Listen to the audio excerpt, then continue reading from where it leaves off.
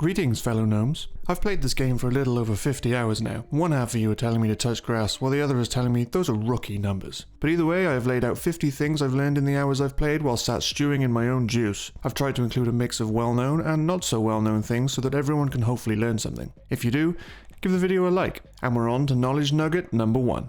There's a practice range to mess around in. Practice parkour, shooting, learning how to shoot thrusters off of wasps. Important stuff. There are even some higher tier weapons lying around for you to play with.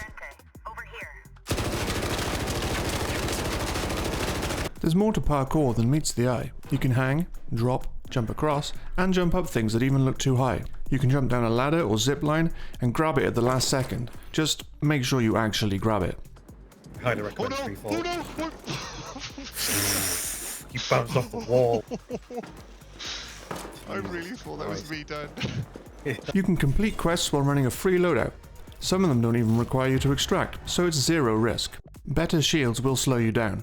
Medium is 5% and heavy is a 15% speed reduction. The Fitness Gram Pacer test is a multi-stage aerobic capacity test that progressively... I have 3 points in the green tree that makes this better, making medium barely noticeable from light, and heavy only a fraction slower. At the full 5 points, medium acts like a light shield and heavy acts like a medium. Holster your weapons to run much faster. Deployables also slow you down the same as weapons.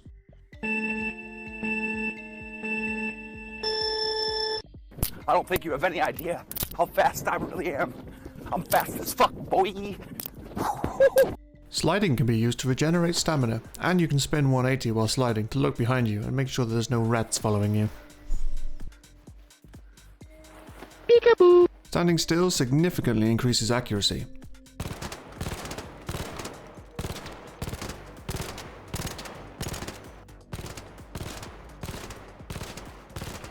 Despite this, I always have the unrelenting urge to dance and wiggle in combat. Upgrading your guns massively increases their stats.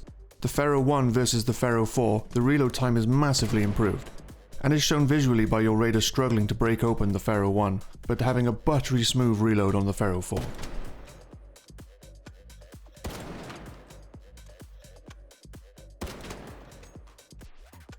You can partially reload your gun, switch out, and then come back to continue where you left off. It's very useful if you get pushed while reloading that Pharaoh. That said, switching your gun can be quite slow, so reloading is actually faster sometimes depending on the weapon you're using. Something like the Rattler or Anvil can be reloaded on the fly. Weapon attachments are extremely good. Don't sleep on them. Even a tier 1 gun, they improve almost all aspects of it.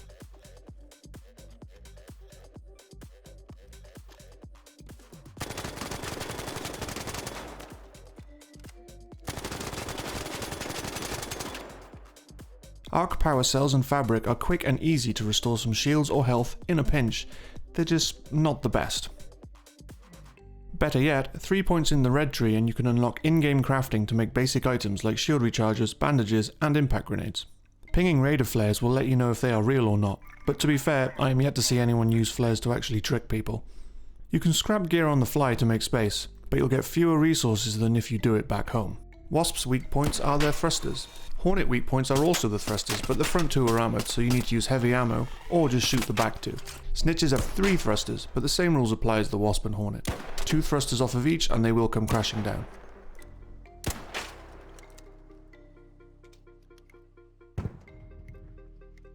Bastion and Bombardier's weak points are on their knees and the fuel canister looking thing on the back. Bombardiers are also not as armoured as Bastions, so you can just beat them to death with brute force if you want to, although I wouldn't recommend it. Take on Bastions from above. They can't shoot through the cover and you can shoot over it much easier. Take on Bombardiers from inside cover, as the shots arc, although if it gets the right angle, it can still hit you. Oh, fuck me! I think I stand at the window. Yeah, so you can hit there. Oh no, he could just arc them in. Okay, this is a good start. Oh my god! Okay. Oh, I take back everything I said. For the Leaper, their weak spot is the eye or their joints. Use buildings and small spaces to fight it. Just watch out for the blast. Fire also works really well against them too. Ow, what in the hell? Oh my god.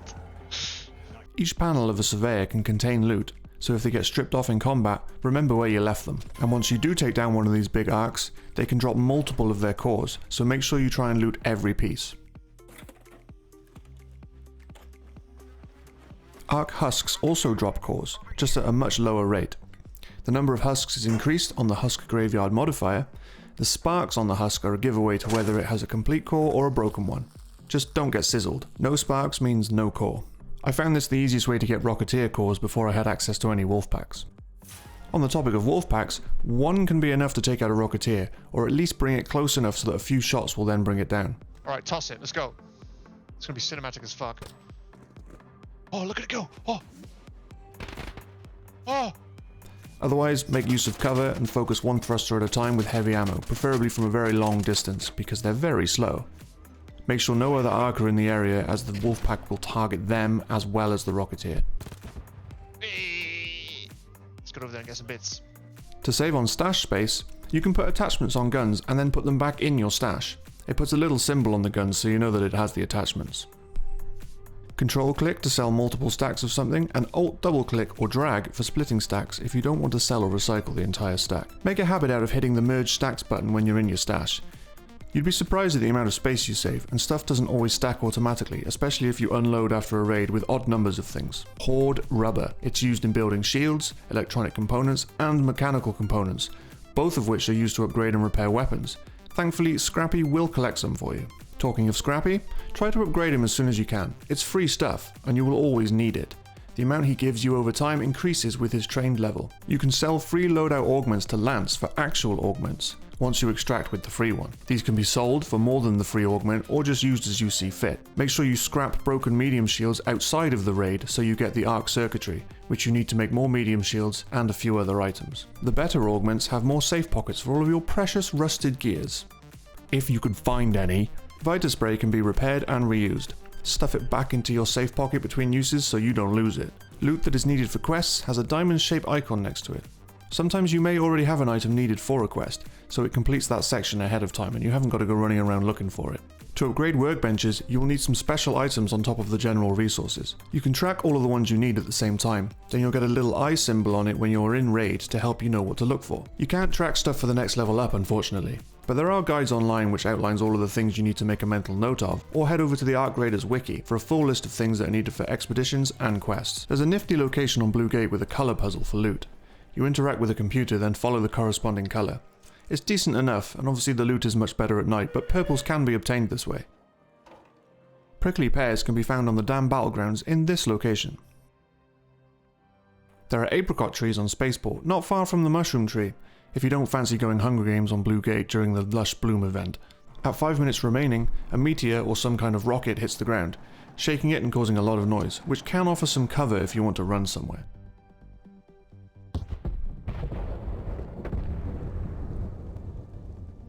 As long as you press the button on the elevator before the mission timer runs out, you can still extract, even once the nuke has gone off, or meteor, or whatever that thing is. You then get 25 seconds of grace at the terminal instead of the usual 2 minutes. Oh! There's the achievement. Yes, that was good. Don't crawl into small spaces to avoid the arc. You may get stuck and have to surrender all of your stuff. But if you're stuck in a falling animation, a prompt may appear to get you out of it, so there is some grace.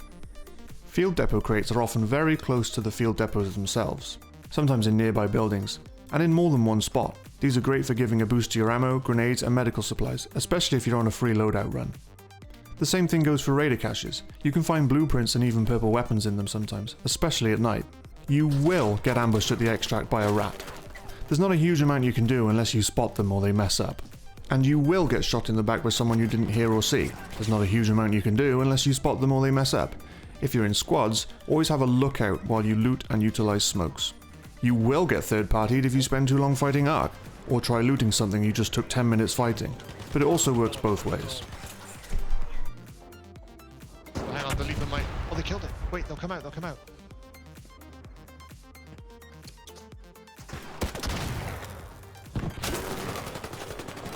You can stick any kind of sticky grenade to players. This poor sod was my test subject with a snap blast grenade. It completely blew up his medium shield and left him on really low health.